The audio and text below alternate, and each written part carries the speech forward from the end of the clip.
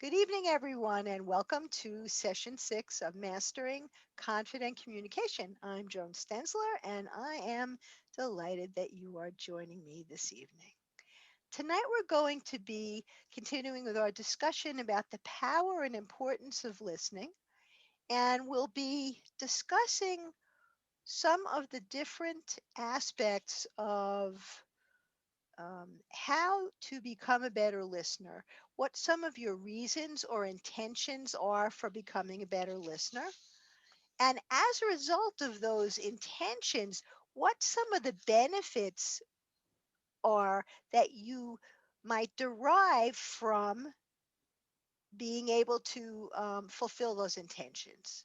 And we'll talk a little bit more about that. What we will talk a little bit more about what that means in just a minute. Later on, we'll be talking about what the connection is between being a good listener and someone who is able to respond in a way that is clear, effective, and kind. And talking about some of the qualities that you have that help to create this bridge between being a good listener and connecting with people and communicating with people, which includes whatever you might be saying in a way that's clear, effective, and kind. And there's some other stuff we're going to be doing, but I'll leave that for later. Let's jump right in and get started. So, beginning with an example, I want to help you to understand what I mean when I say reasons or intentions. When I say reasons or intentions, what I mean is what is it that you would like to be able to do yourself? And I'll give you an example. I would like to be able to better understand what people are saying is an intention. I'd like to understand what they're saying, be clearer about it. Or here's another one. I would like to refrain from interrupting others and giving them more full attention. Now, the second section of the first part of our group together will be about benefits. So if you learn to refrain from interrupting and give the other person more of your attention, the benefit for that would be what? What might the benefit be to doing that?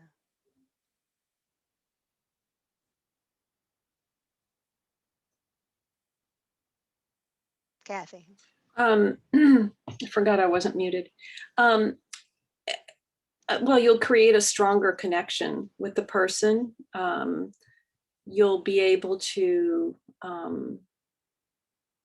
more fully understand what they're trying to communicate to you. And then your response can be more appropriate. Hmm. Yep. And how might they feel? They'll feel um, they'll feel good. They'll feel empowered. They'll feel um, like they've been heard. Hmm. Elaine, did you want to say something? Thanks, Kathy.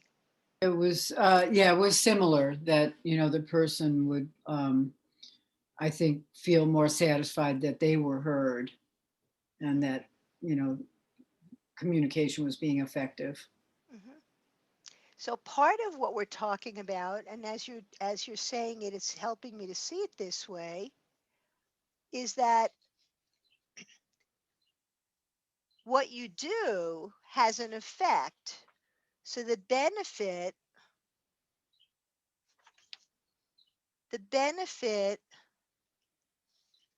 we're looking to try and spell out is the effect of your actions. Now, that doesn't mean that you're responsible to change so that someone else changes, right? But if you're with someone who says, you know what, you constantly interrupt me, you don't let me finish, and you keep jumping in with what you have to say, it's frustrating me. Clearly, there's a reason there if the relationship is important enough to you to say, well, wait a minute, I don't want to do that. I don't want to make this person feel like I don't respect them or I'm not interested in what they have to say. I'm going to try to do this. So the effect, the result or the effect of saying I'm committing to trying to avoid interrupting them, the effect is that they feel like they really are important, more important to you, or they feel like you want to hear what they have to say. So, do you see the difference between the your reasons or intentions for becoming a better listener and the benefit or the effect? Do you think you see that? Let me go back over it again. So, the way I'm defining it, your intention is what you want to work on about your own way of responding, your own communication behavior. And it doesn't have to be something big, it can be something small. It can be, here's a perfect example, and this is something that we see sometimes, not infrequently, with newscasters, okay? People are talking. So Jake Tapper is talking, and then someone else comes on and they're talking. But what happens is usually a time delay between the time that Jake Tapper finishes and the next person says what they say. Why?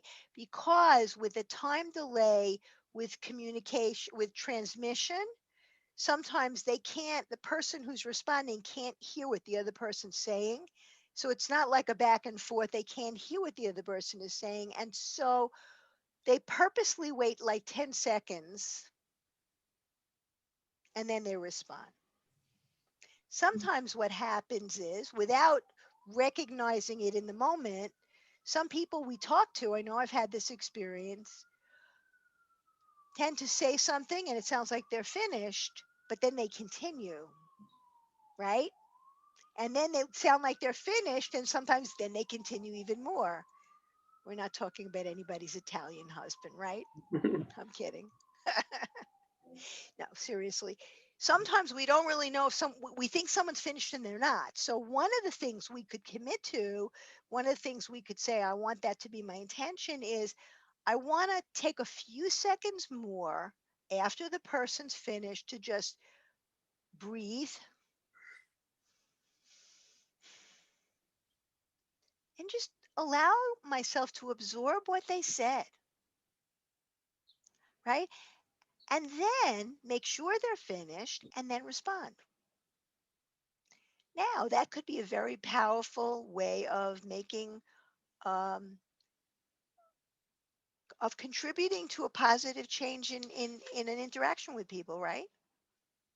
So obviously the benefit of that is many. Like I just said, the benefit of doing something like that, like waiting 10 seconds between the time that someone else speaks and the time you speak, it has many benefits in the relationship. So let's just go into it, and I'm sure you'll understand it more as we go through it.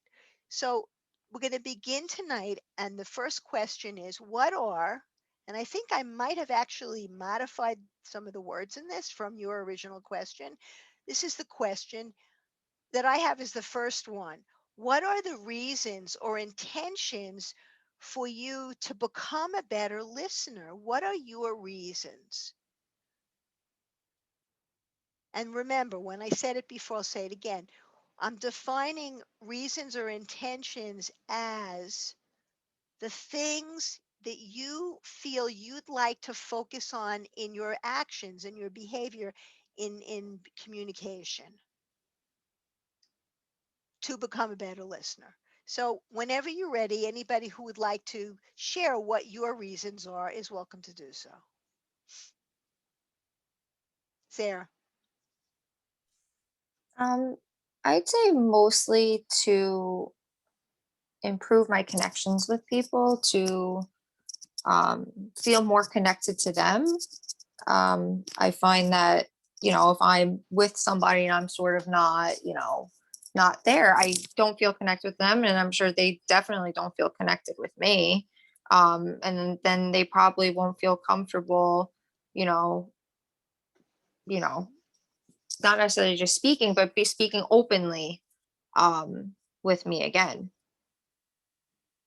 if they Okay. don't feel I'm being a good listener. Okay, so you've just widened the definition and that's completely fine. So your intention is to feel more connected with them. How do you think you might be able to, what action might you be able to take in order to feel more connected with others? Can you just repeat that question? I'm sorry, I'm getting distracted by there's like this someone's yelling outside. Of course. What do you think? Do you have any idea about what might help you to be able to feel more connected to them?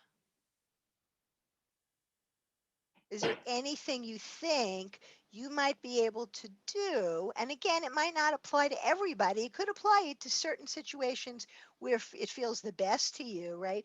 What kind of behavior change do you think would help you to feel more connected with others? In relation to listening, Yeah, and communication. um, I would say really just trying to be present with what they're saying and not focus so much on what I plan on saying or I'm going to say. Um, and I've been practicing that actually. Like when I notice that I'm like, oh, like I'm really thinking and focusing on what I'm gonna say, I sort of bring myself back to it. Which is sort of it's challenging because I'm Mhm. so used to, being in my head, like, oh, what am I gonna say next? Oh, I have something I want to say, Uh-huh. So Mhm. I'd say that's a big one. And that's a beautiful thing to really focus on, being present and being with what's happening. Because when you are, and so many people do this, most everybody does this, right?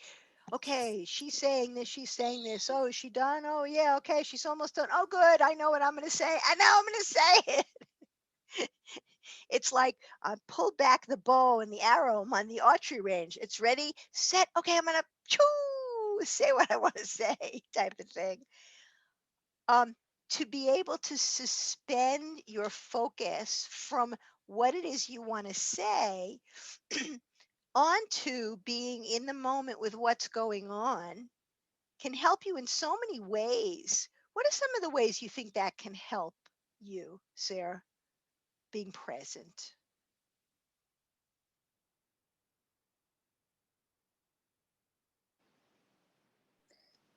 I just feel like again, it goes back to just feeling the connection. I see such a difference in the way I feel after an interaction when I feel like I'm completely there, like with the person, than if I was, whatever, having a conversation, I was sort of like, elsewhere.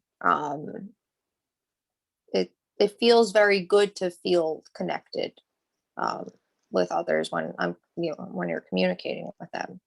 So it feels different when you're present, and when you're present, it feels better Mhm. and it feels more connected. You feel more connected. What does connected feel like? Just out of curiosity. For you, what does that mean? What does that feel like? Um, the one word that keeps coming up is like feeling like warmth. I don't know. I don't know why that's the word that popped into my mind. Mm-hmm. Maybe love also, not even just like, not at all romantic love necessarily, Mm-hmm. just like a Mm-hmm. feeling of like love. Mm-hmm. Um, Mm-hmm. yeah. So when I'm connected, I experience a warm feeling that that I experience as love. Because when you connect with one another, and especially when someone's listening to you and you're listening to them, it feels like there's an experience of caring, right?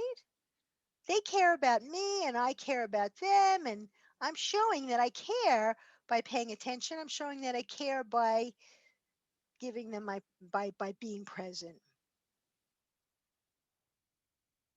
Beautiful. And what we're actually doing is we're actually doing two parts at once, so that's good. So the intention and the benefit, we're talking about the intention and the benefit, and we can continue doing that's fine. Thank you so much, Sarah. That's a wonderful example, and good luck with that. And by the way, I am certain that many people will have similar ideas, and some of what you hear one person say, you can feel free to jot down, because it could be something you say, oh yeah, right, that's something I'd like to focus on too. So right away,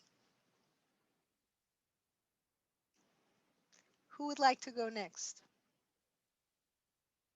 Kathy?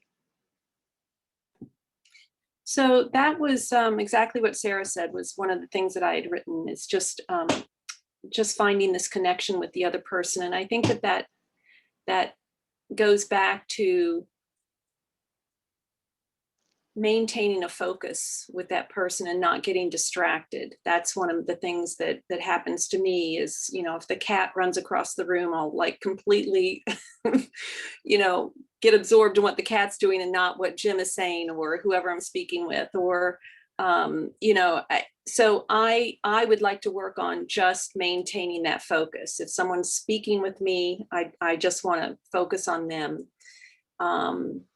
And then the other thing is what you said earlier about interrupting. That's something that I have lately started noticing that I do. I mean, I complain about other people doing it, but I have noticed that I do it as well. So I like that. And I also like what you said about, taking a minute after the person is finished, or after you think that they've finished, to just make sure. And I think being aware of that is kind of a way to focus as well. Just giving them that time and that space to finish their thought, and me being aware that I need to give them that time and space. And I think that will help me to maintain that focus. Beautiful. So maintaining your focus, refraining from interrupting, and taking a few seconds after a person's finished before speaking. And while you're doing that, just breathe. You actually said take a minute. I didn't say take a minute, because if we took a minute between Yeah. one person talking and another, people would be going like, are you okay? Is there something wrong? Especially in New York, because Mhm. we're Mhm. fast. We don't let any moss grow under our feet. So yeah, so taking a while. Now that I mention it, the next time you see the TV news, watch for that. Really watch for that experience where people are where the main newscaster is talking, and then the other person comes on and it's like this. Mhm. Yes, Jake, that's exactly what's happening. There's this intentional pause there because of the broadcast feed, the feed delay, I guess it's called. Maybe it is, maybe it isn't, I don't know. But so try that sometime and see what Mhm. happens. That's a great thing to want to do. Okay. Mhm. So Elaine, what are some of the things you'd like to focus on? Well, interrupting, I definitely should focus on, because I do interrupt. And I'm thinking, as we're speaking about it, why I interrupt. And I think there's a couple reasons, and maybe it's because a fair number of the people that I'm communicating with lately are, I don't know, to me, a little bit dysfunctional, because I have some people who talk a lot, and I'm thinking that if I waited a minute, a few seconds even after they pause, they would just keep talking. I would never get started.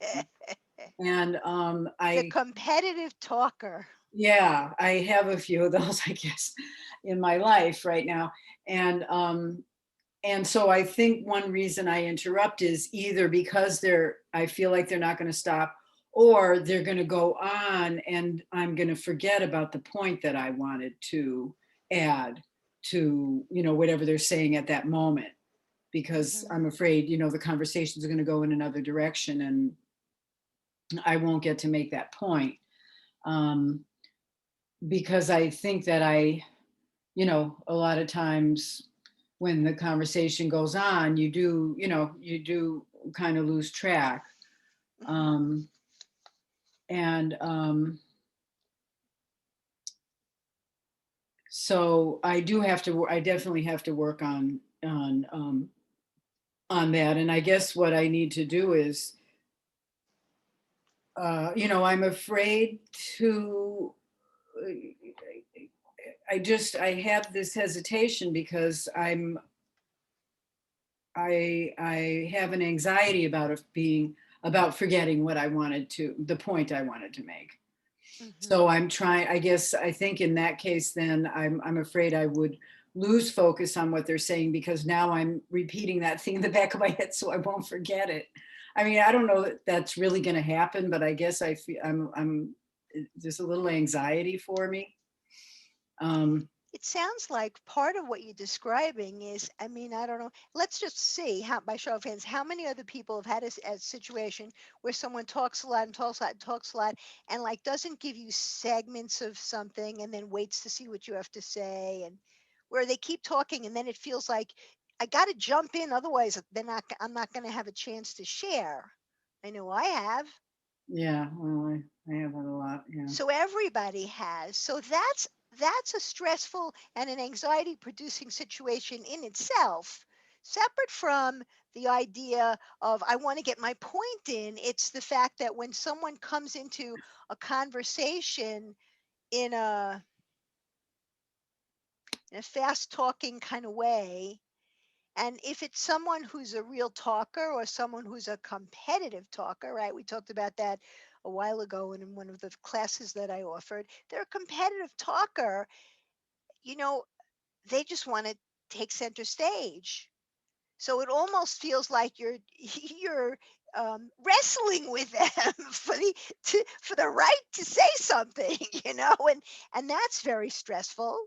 I mean, who wants to wrestle for the opportunity to just speak? So some of these habits, when they come up with those difficult people, are different than when we sometimes have something to say and someone else is speaking and we just sort of interject. We're excited about something, right? There's a difference between being excited and, "Oh, I gotta tell you this thing that happened," and having a hard time letting the other person finish and jumping in because there's anxiety about, if I don't do this, then I won't get my point across. Or if I don't do this, they'll go on and they'll talk forever and I'll be prisoner in this conversation. Well, and also then you don't have that feeling of connection because it's all one-sided, and I feel with some, people that I do this with, I'm trying to make the connection happen, but sometimes I think they're not realizing that they're not giving me a chance to share too. They're sharing and I'm not getting a chance to share. So I guess I'm trying to manage the way the conversation's going, but it isn't always that successful. And, Maybe you have to I don't know. I mean, maybe with people like that, is there something you can say to them at the beginning of the conversation or something to remind them to give you a little space? That just popped into my head. that's a Maybe very, set the it's a term. very, sorry. Yeah, just set the terms of, okay, we're going to have a give and take here. It's not going to be, I don't know. I don't know if that'd be effective or not, but. I think it's a great question. Any ideas, any thoughts about that? How it kind of set the intention for how the conversation is going to go before even starting to have the conversation?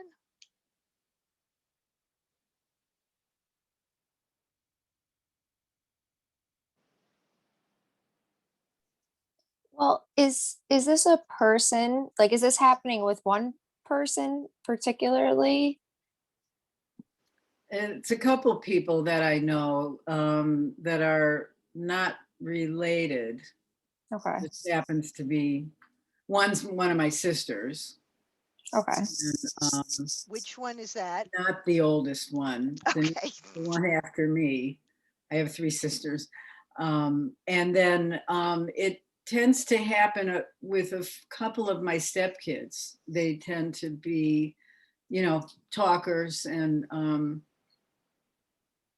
because I feel, some anxiety about my relationship with them, and I'm trying to, create more of a connection with them. Maybe I'm being too anxious about it, but I do feel like I have to fight my way into the conversation a little bit sometimes. But I can't imagine, it just feels awkward to try to say anything about it outright, you know. Yeah, that's why I was just curious what your relationship, um, with these people, like what the relationship was, because I was thinking, if anything, maybe you could have a conversation with them about it. But again, I could see how that might in itself be uncomfortable, especially if you're not overly close with them, and if you feel anxiety about your relationship with them to begin with. Um, Well, but Sorry. maybe you do have to do that, right? Maybe you have to just at one point before you go, get into the everyday conversation, at some point when you see somebody, have a way of kind of dealing with the issue directly in a I, nice way, in a non-confrontational way, I guess. Yeah, maybe so. That's something to think about. I do think it's, even in situations like that, I feel like it wouldn't be necessarily interrupting. I don't know. I feel like in situations with that, you have to be assertive. If you want to be heard and you want to be participatory, it's like you sort of have to, maybe, butt in or speak over them. I don't know. I've definitely had situations like that many, many times, and it's uncomfortable, and it's where it made me feel like I don't want to, you know, even say anything or connect with those people. So it's definitely hard. Yeah. Yeah, it's discouraging if you can't. And if it's somebody you don't need to deal with it, sometimes it's something that's a kind of a disincentive to even try to have a relationship with them. Mm. But these are people that I want to have relationships with. So you're right. I've actually been pushing myself to be more assertive because I feel like I have to express myself a little bit. And I don't know whether that's helping or not. I guess I should try to watch my interactions with them and see if it's helped a little bit. I don't know. I think it's good that you're doing this. I think it's wonderful that you're saying, I want to assert myself. I'd like to figure out a way to let them know.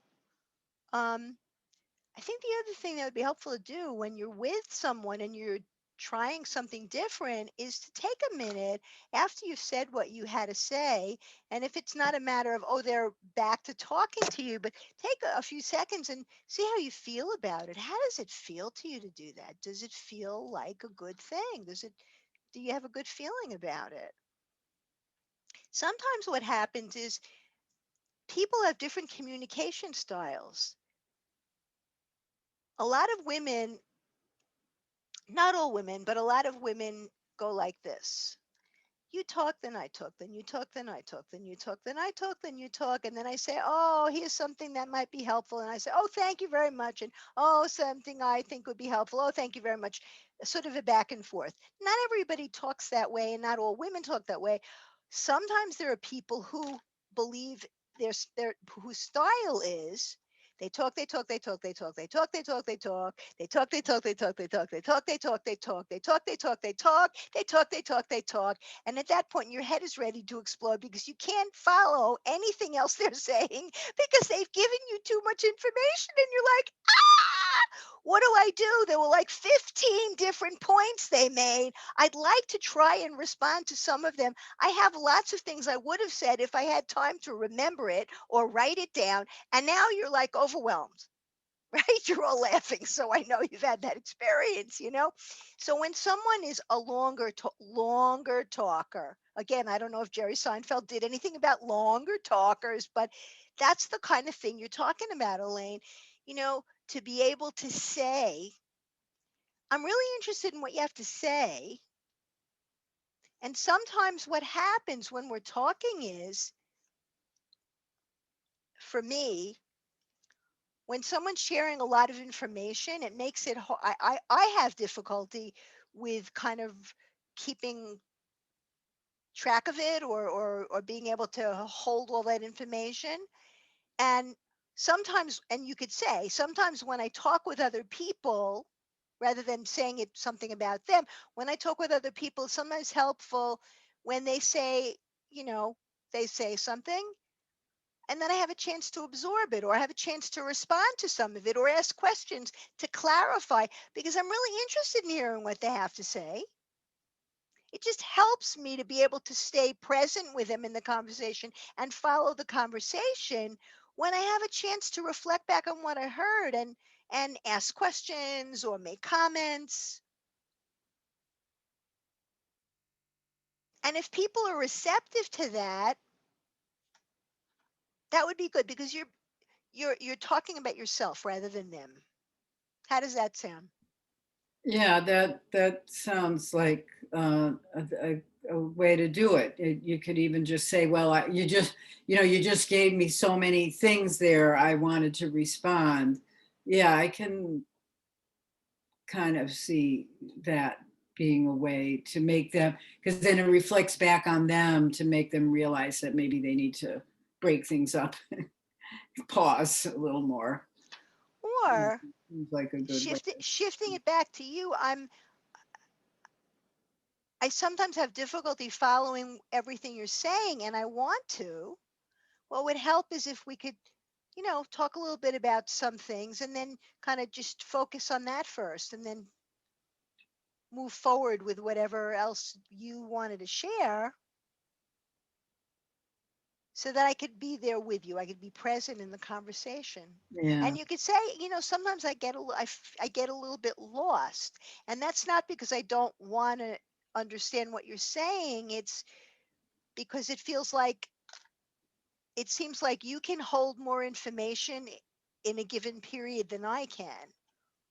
Yeah. There are people that can do that.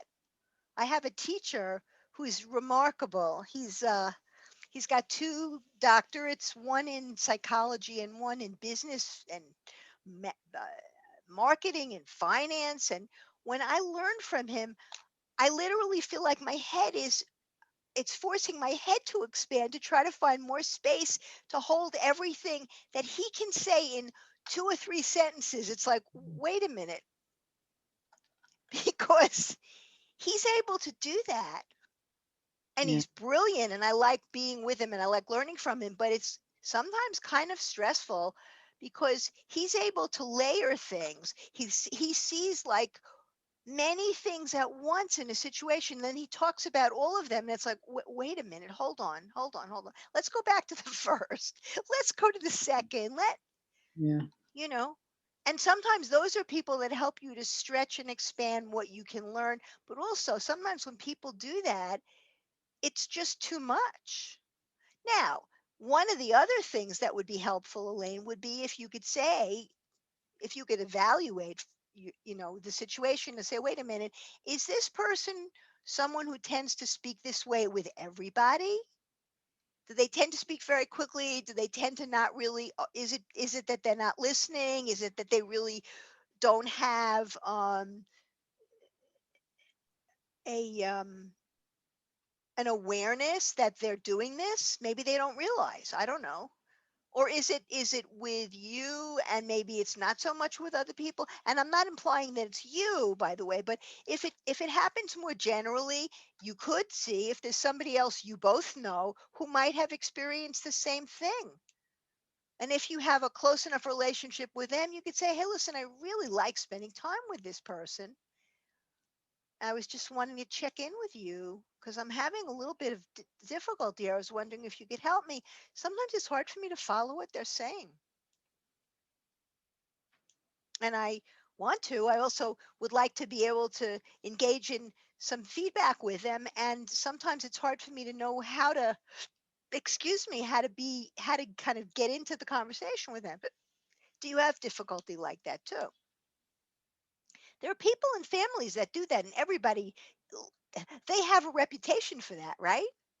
Oh, there he goes again. There he does it, doing it again.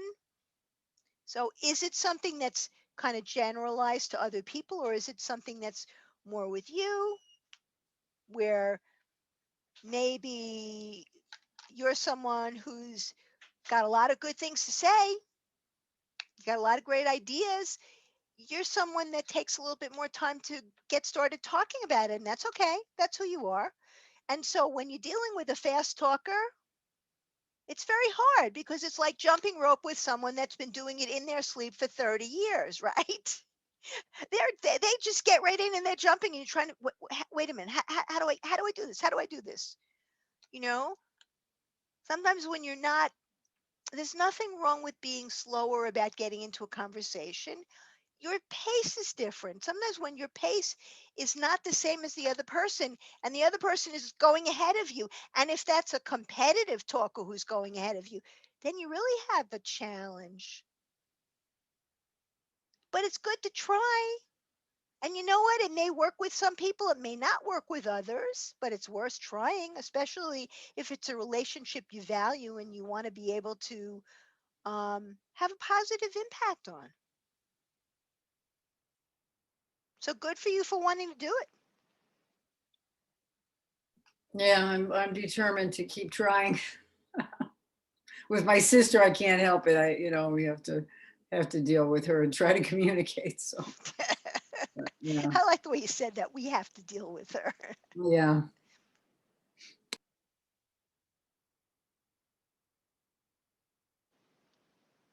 Well, I appreciate what you shared. I think it's really meaningful and important. Any comments about what Elaine said? Any other thoughts?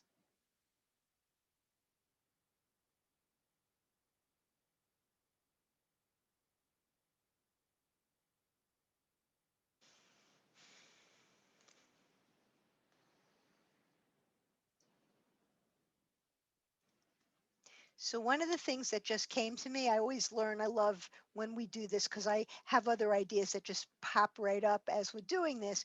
One of the things that came into my awareness as we're doing this, this is like really honing down the different things that happen in communication, is that there are times when we interrupt and there are different reasons why we're interrupting. So that's something at some point in the down the road we will talk about to understand why we're interrupting, because sometimes, and this is a conversations I've had with people who have differences of opinion than I do sometimes with stuff in communication. Sometimes we don't really intend to interrupt. We want to interject something. We want to add something to the conversation, either either a question or a clarification, right? Or a reflection or an appreciation.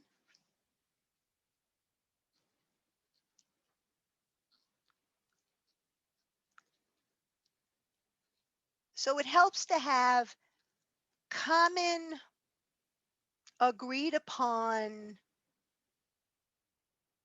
um, guidelines for doing things in a certain way.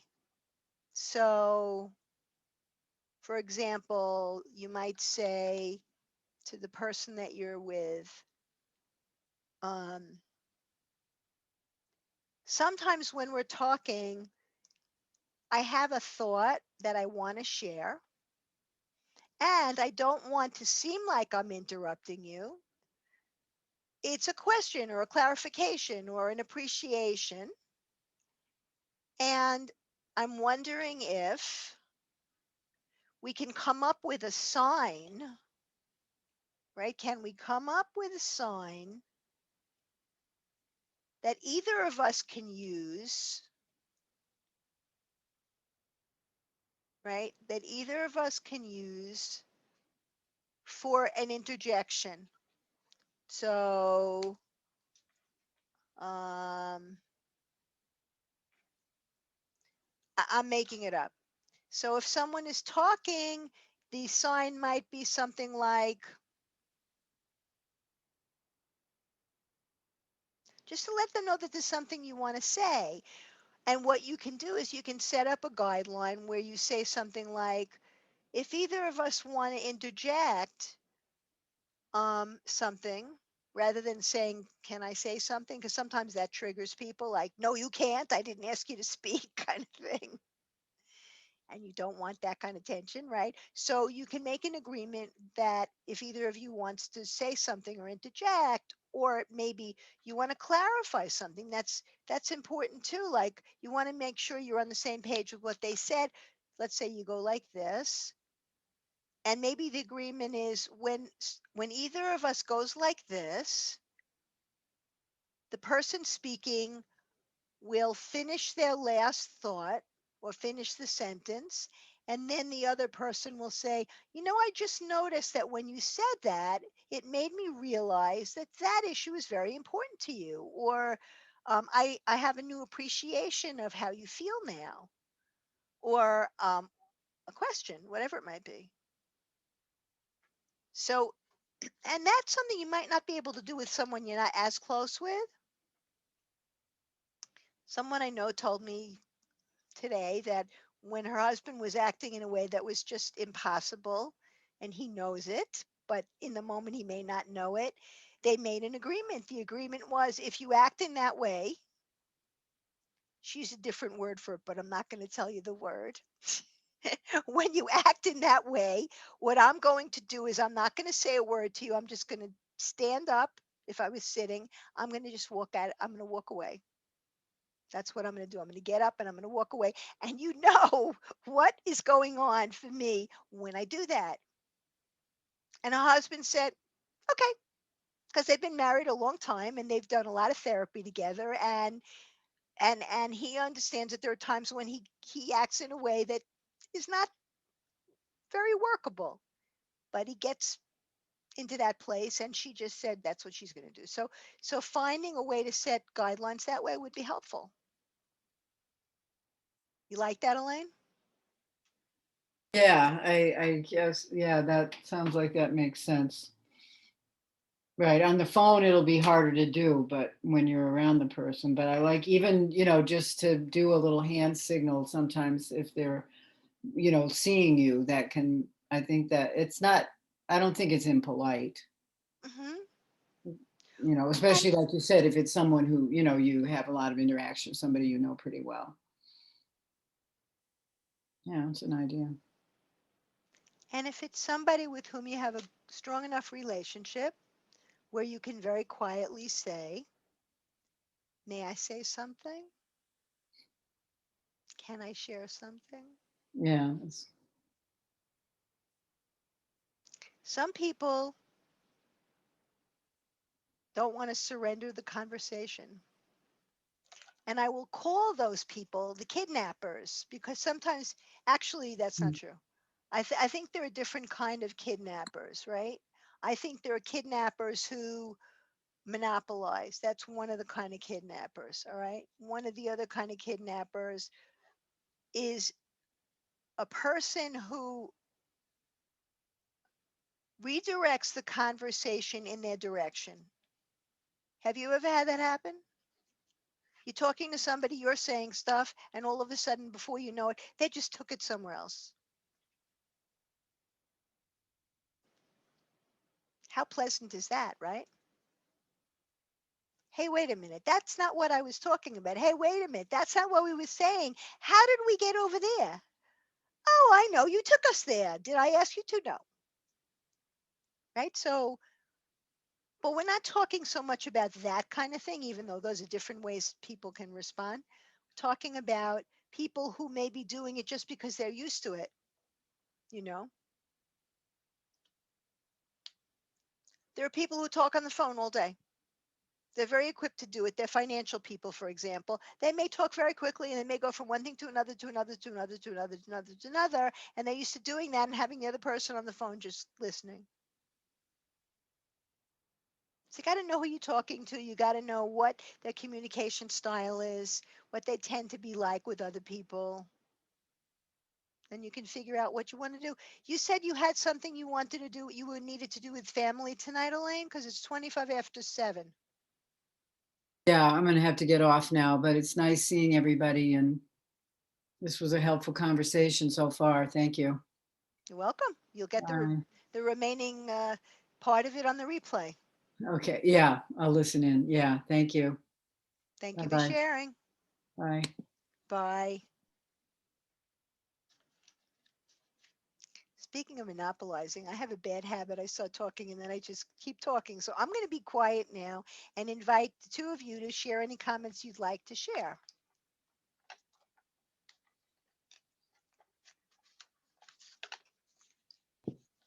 I was just kind of taking it all in. I don't have many, well, it's hard to say in this time of isolation. I mean, I could relate to what Elaine was saying. But I was also trying to come up with solutions for her. But because I don't have tremendous amount of experience in that, I was just very happy to hear what your comments were. And I was writing them down because I don't always have a ready response or I don't know, so the way you were talking was very diplomatic, and I probably would have just kept my mouth shut with a competitive talker. But I wrote down some of the things that you said that could help me to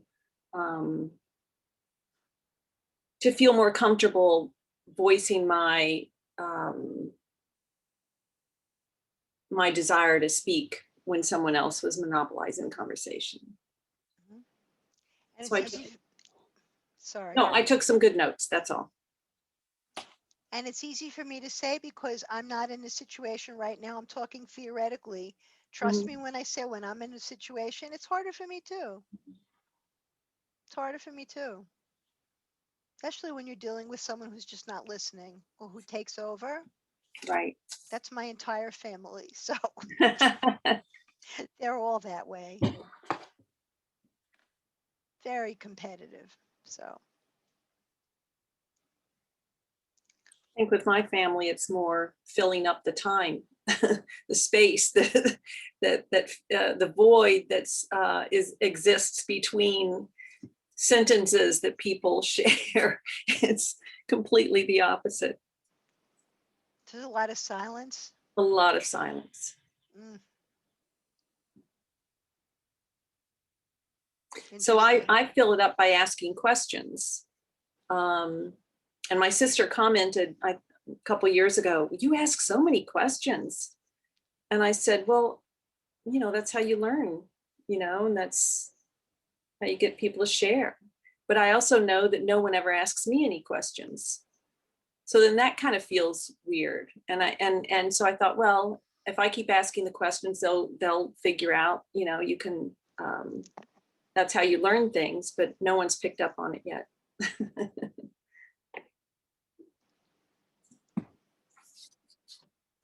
And it is a good idea to ask questions. It is a good way to learn. And it is a good way to get people to think. It's a good way to stimulate a conversation.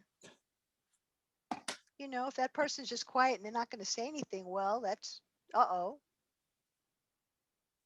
Oh, well.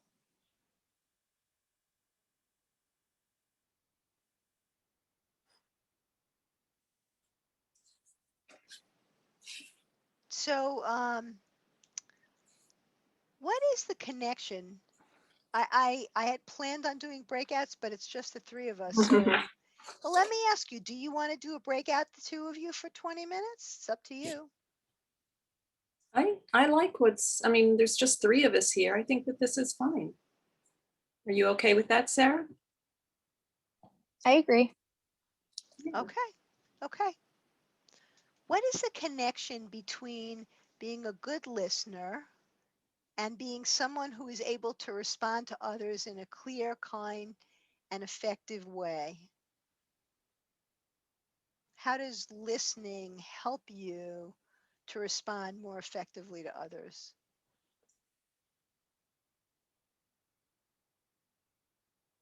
Sarah. I think that they're completely dependent on each other. You need to be a good listener in order to respond, kindly, effectively. Um, I find that it's interesting because I feel like in the past, I always thought that I was such a good listener. Like I really considered myself to be a good listener. And I guess it's because I'm more of a listener than a talker. And then more reflection I've done, I realized that maybe I'm not the best listener. Because especially in relationships where people are close to me, whether it's romantic relationships or even my family, I feel like I'm whatever they're saying, I'm already filtering through I'm filtering it through my view of them or things that happened in the past. If that makes any sense. I'm not being present with what it is that they're currently saying. Say more So about that. Say more about that. Sorry. let's say I'm in an argument with somebody, and what they're saying, I'm listening through it, but it's being filtered through. I don't know if filter is the right word for it necessarily, but it's more so I'm more focused on things that maybe you said or did in the past rather than listening to exactly what it is or dealing with the problem that we currently have at hand. I find that I'm usually somewhere else and then bringing that into the present. I don't know if that makes sense. But what I'm saying is that I find that there are many instances where I'm really not present and listening to what the person is saying. So I'm practicing. And also, as I mentioned before, the thinking thing, and I feel like that also has an anxiety aspect to it. As in I'm focused on, especially if it's in a new connection, I'm focusing on ooh, what am I gonna say? Ooh, I have something to say based on that. So I have something to say next. Rather than being there. I want to make sure that I have something to contribute. Mm-hmm.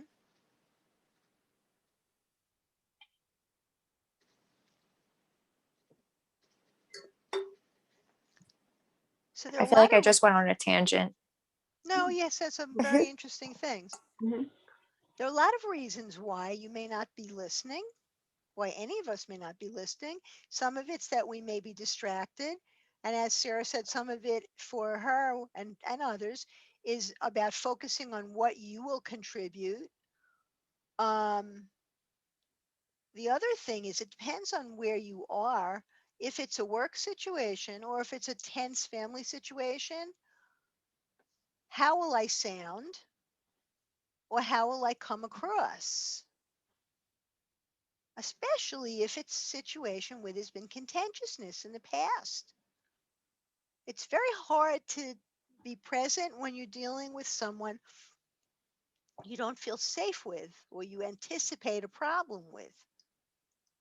So, those are two other reasons. Lack of safety makes it hard to listen, and also a history of problematic communication in the past. How many how many of you? Now, the two of you, who have either of you, let me rephrase that, have either of you ever been in a situation where I had a great thought, it went right out of my head. Boom, goodbye.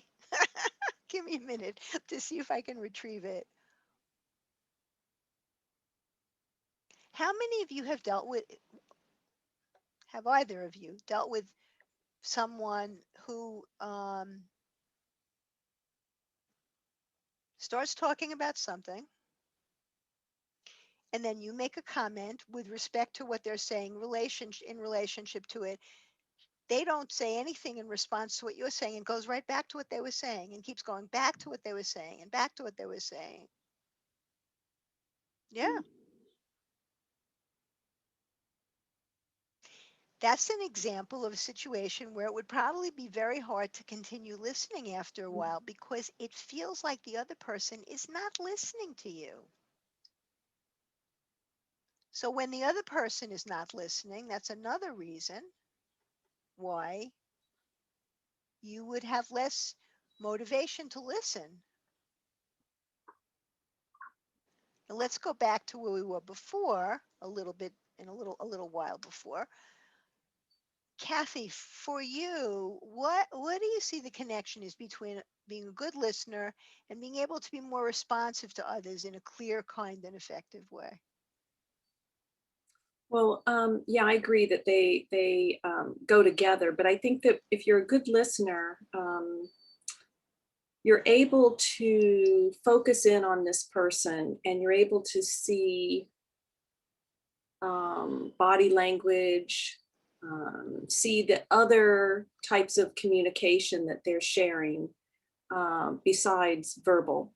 Um, you can hear their tone, their inflection.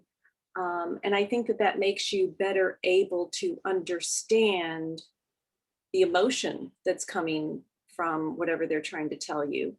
And so then you can be more in tune with that energy, I guess, and be able to respond in an appropriate way. Mhm. So when you're a good listener, you can focus on that person, read the nonverbal cues like tone and inflection and body language, and then have more information with which to then respond to them.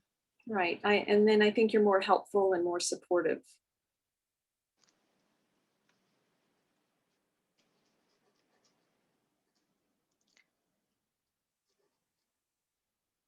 That's assuming they want your help and they want your support. Yeah. And that's assuming that's the dynamic Mhm. between you and the conversation. You know, a lot of people are interested in that and appreciate that. And some people, um, it's not the dynamic. So again, we go back to a quality that we talked about and have repeatedly talked about over the last few weeks: reciprocity.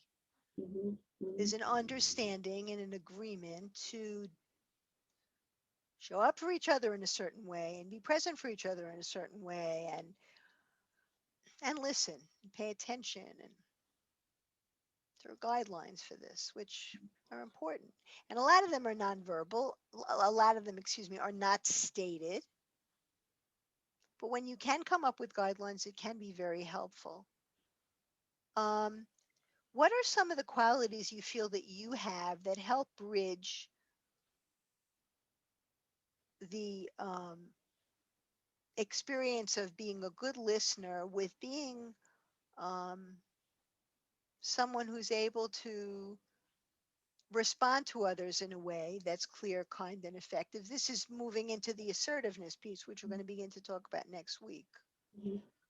What are some of your qualities that help you to create those good experiences and contribute in a positive way in your communication?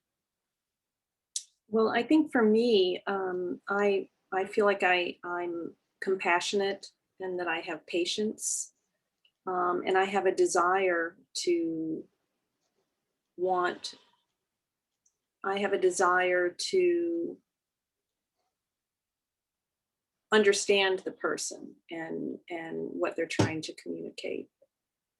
Mhm.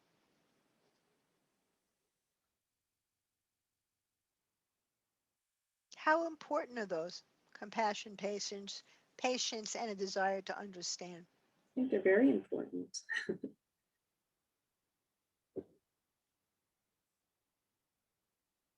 And you have those qualities. Hmm. And that doesn't guarantee that things will go well, but without those qualities, it's less likely, much less likely that they will go well.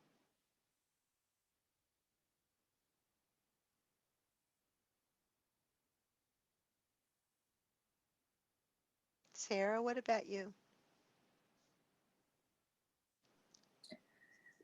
Um, I would say mostly the same that Kathy said. I do think that I am a compassionate person.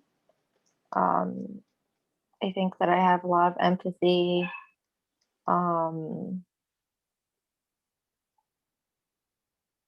and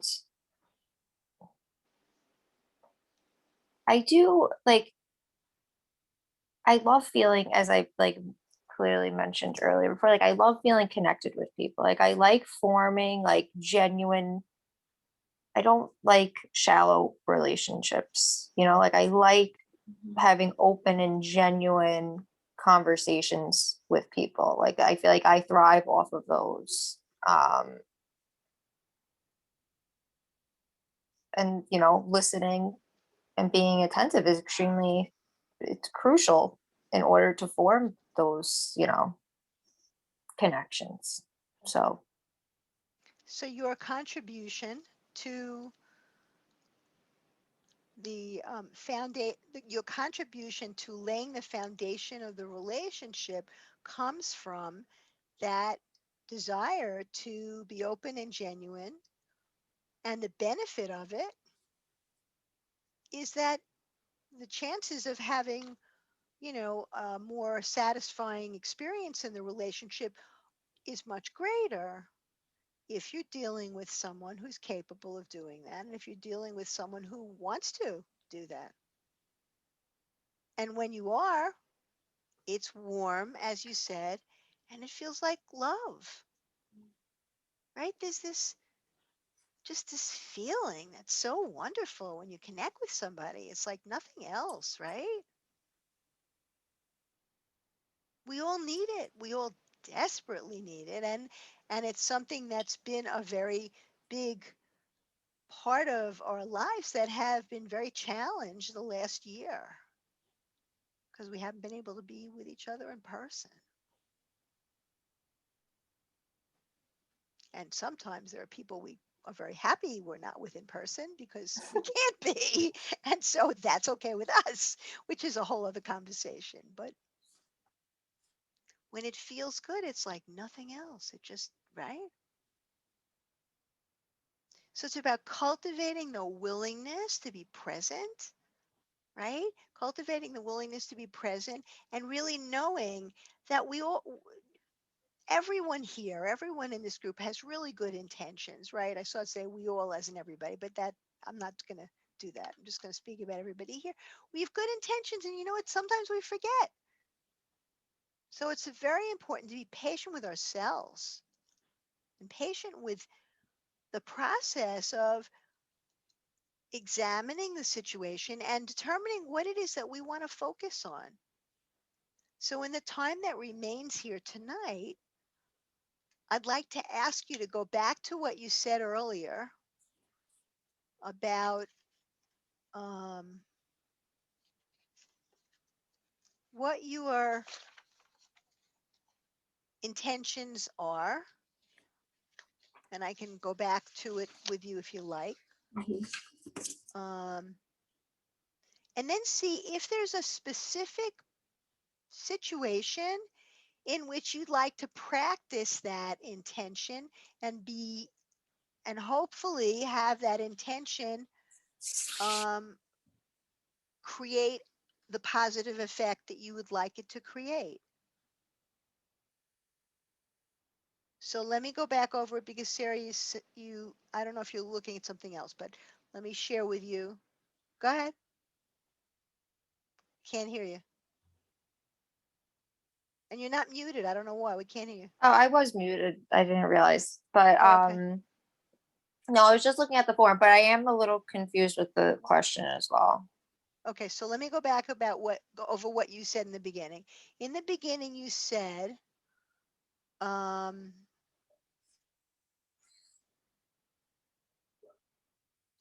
you said you'd like to be able to redirect your attention. You'd like to be able to try to be present and redirect your attention from what you want to say onto what the person is saying. And you said, which is what you've been saying throughout the session, which is a beautiful thing to want, is that you feel that doing that will help you to feel more connected with them.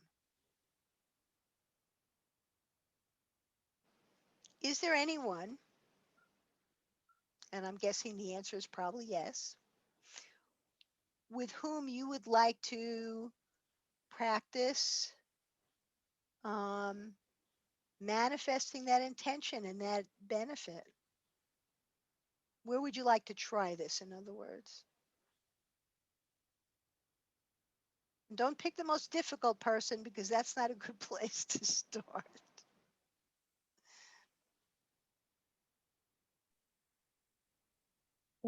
I actually have been practicing this with my new coworker because, again, she's new to me. Like, you know, I'm not really that familiar with her, but we formed a pretty good friendship so far.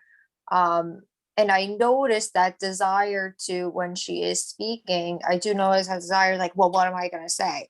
So, or what am I, oh, I know what I want to say to this. I have something that is relates to this, blah, blah, blah, blah, blah, blah. And I have been coming back to, okay, well, just stop. What is she saying now? And she talks a lot, which is also, goes back to that competitive talking thing. But um, so it's more so just bringing myself back to, okay, what is she saying?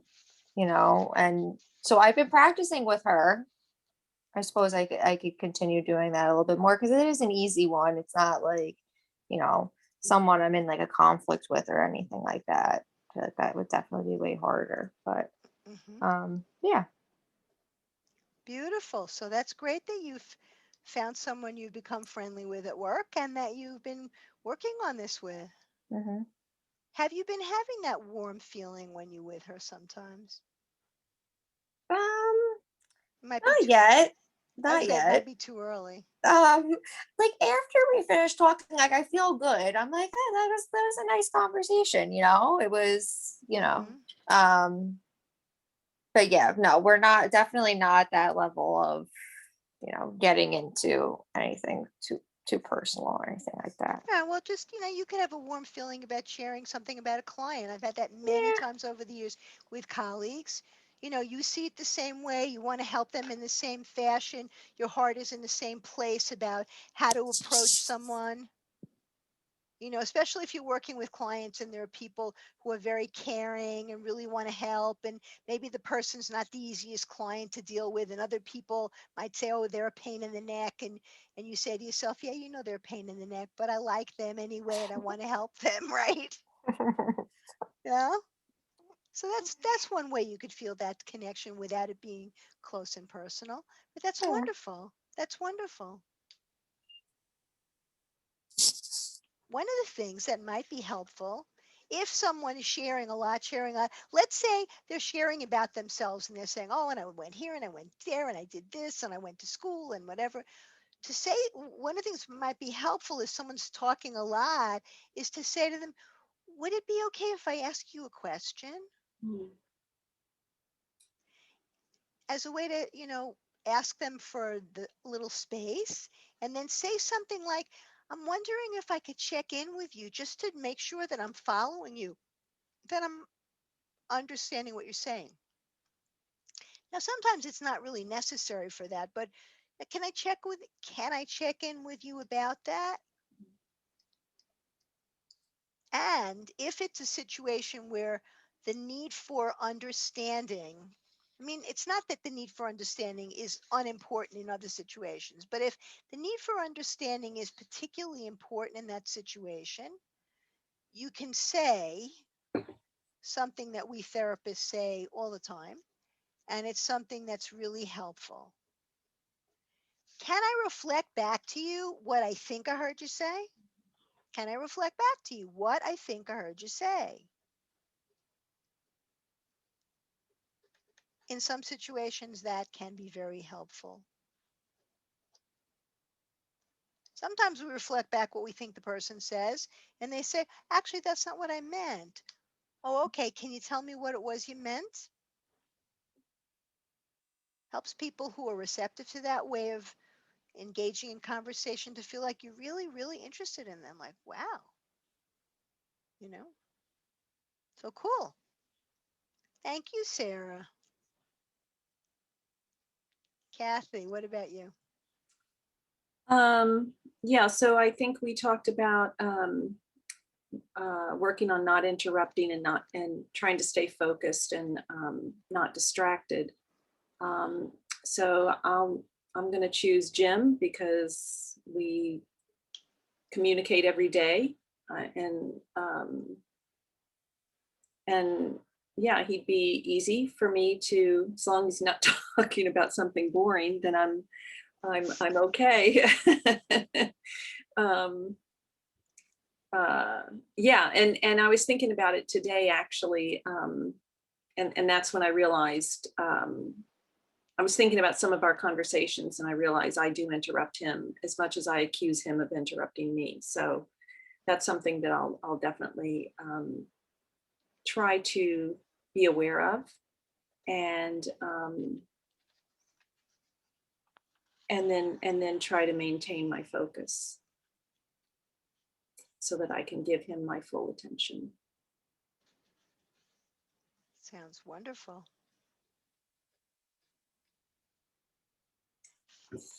He won't know what hit him.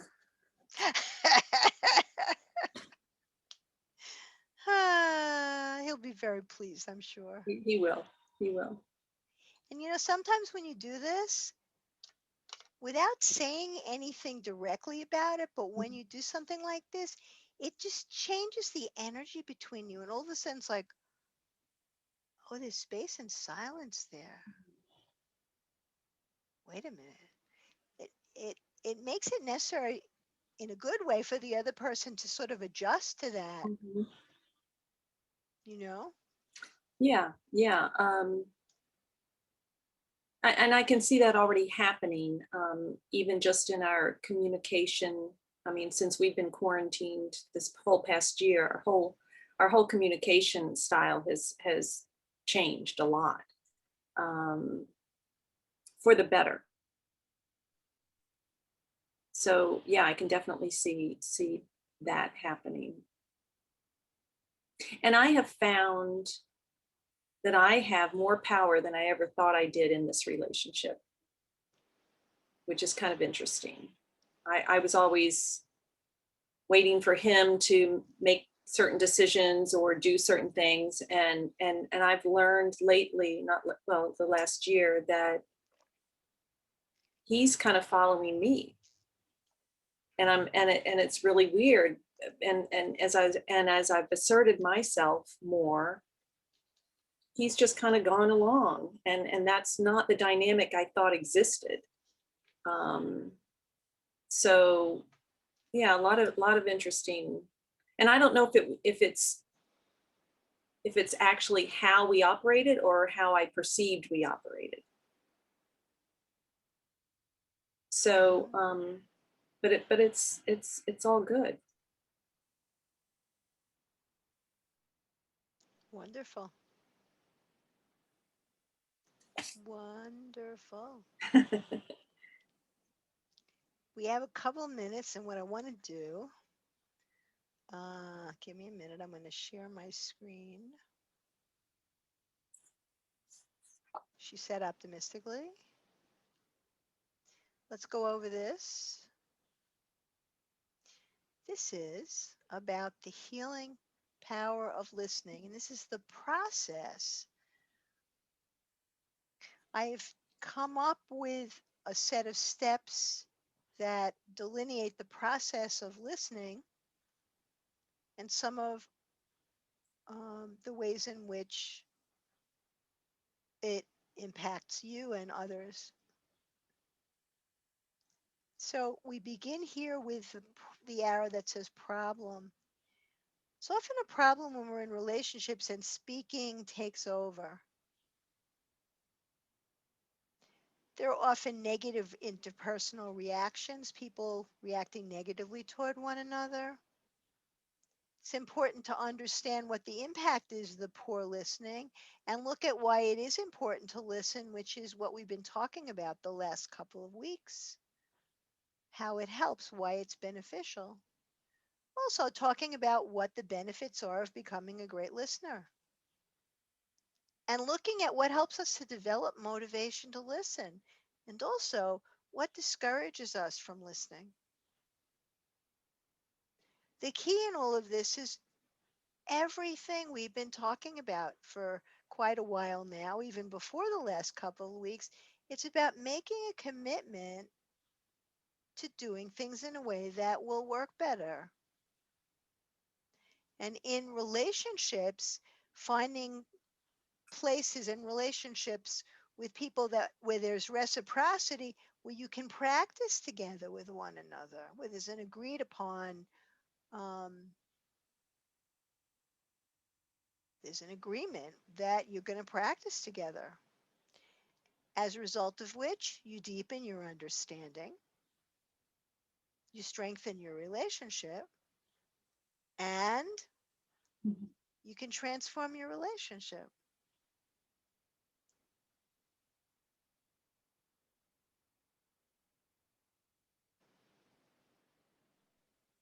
And that's a good thing. Mhm. There is no guarantee, as you know, there's no guarantee that when you make the effort to do things differently and do things better, it's going to work in a certain situation. Certain relationships are challenging and often cause struggle and difficulty. And so it's important to also distinguish those relationships that have the potential for transformation and those who have less. And to be careful when you bump into a relationship where there's a lot of conflict, to take a look and understand why. Sometimes we can do the best we possibly can think of. We can try our hardest, and we keep feeling like we're bumping into a wall. And sometimes we need to evaluate whether that particular relationship is someone that is one that has the potential of transforming, the potential of getting better in a way. Well, we're not trying to predict what the other person's going to do. If you're in a situation with someone who doesn't listen at all and who's not receptive and who doesn't want to hear what you have to say and who is not willing to try to change, the chances are not very good of that making that leap, of that relationship making the leap to a more successful one. And it's important to recognize that because sometimes there are certain relationships we have, we want them to be better. We want them to feel better so badly, right? That we try so hard. And it's important to be mindful of what the potential could be in that relationship. We don't really actually know, but if there's a lot of roadblocks or a lot of if there's a lot of resistance or lack of awareness or willingness in the other person, it's less likely it's going to happen. It's important to be able to see that. And we're not blaming the other person. We're just saying there's not that much to work with here. So, will I really see, is it likely for this to really move in any significant way? If I try, you might want to try anyway just to see if you can improve things a little bit. That's okay. But it's important to be careful to not assume that the only thing to do to try to make it better is I'm going to just keep trying this and I'm going to do my best and I'm going to do better, I'm going to listen better and all these good things.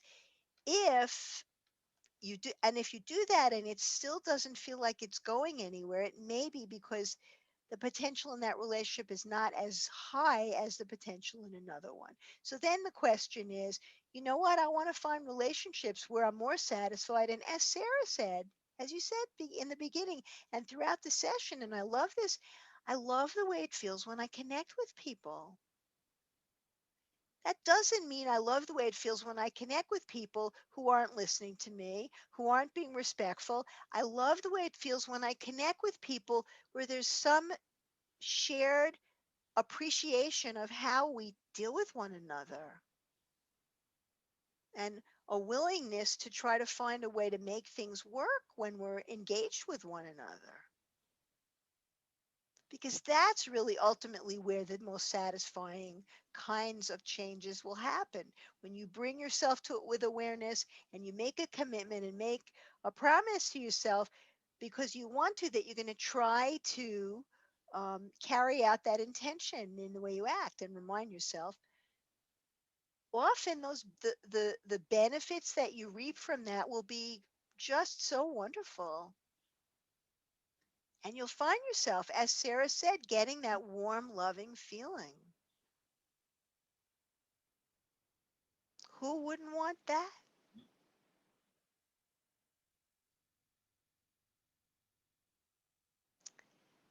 Anyway, I'm very glad we had this time together this evening. Mhm. Thank you so much for what you shared. Next week is our last session for this series. I am still formulating what I'm going to do next. I have a good idea of what it's going to be. And what I think I might do a short 1 month series first with you and then introduce the next series, the longer series. So I have a program I'm developing which will be sort of a bridge program as an introduction for people who have never worked with me, learning about communication. And it will be something that will help introduce people both that might be part of the women's group, but also who might be interested in other programs I'm going to be running. And it's called, I think I told you, Communication Procrastination. And it's going to be something I'm going to be offering probably in about a month. Um, I've been trying to, let me change that. I'm taking away the word trying. I've been allowing my inspiration, my intuition, and my inspiration to come up about what to do next. And it's still formulating. So I'm trusting that that's what I need to do. And I would like to continue with you guys in 2 weeks for 4 weeks. That will allow me to um, get some of these other dates in place. I may also be going out of town in a few weeks to see some family I haven't seen in a very long time. Um, and I would like to have something set for us so that I can go away, have some time away. I should be able to still do a session with you when I am away, and then be able to have time to let people know about what I'm doing for this new set of programs, including the new women's group and such. And I just wanted to tell you that I have regards for Mayana. I spoke to her yesterday. She is very busy, doing much better, misses everybody a lot, and says she really, really wants to join us again. To which I said, everybody misses you, and we'd love to have you back. Good. So that's what we'll start with. I think that's where I'm going to go with it. Yeah, I think that's what I'm going to do. And probably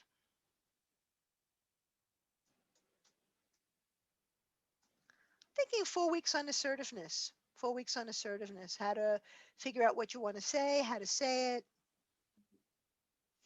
figuring out when to say it, when to decide what to say, and then think to yourself, do I want to say it? Do I want to journal it? Do I want to tell somebody else? Do I want to tell that person? So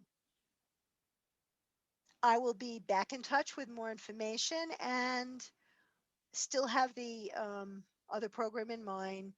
Thank you so much for joining me this evening. It's been Thank a you. pleasure as usual. Thank you so much. Thank you. You're welcome. Thanks for your contribution. Have a great rest of the evening, and I Good will see night. you next week. Good night. Good night, Sarah. Good Bye. night. Good night, Bye. Jen.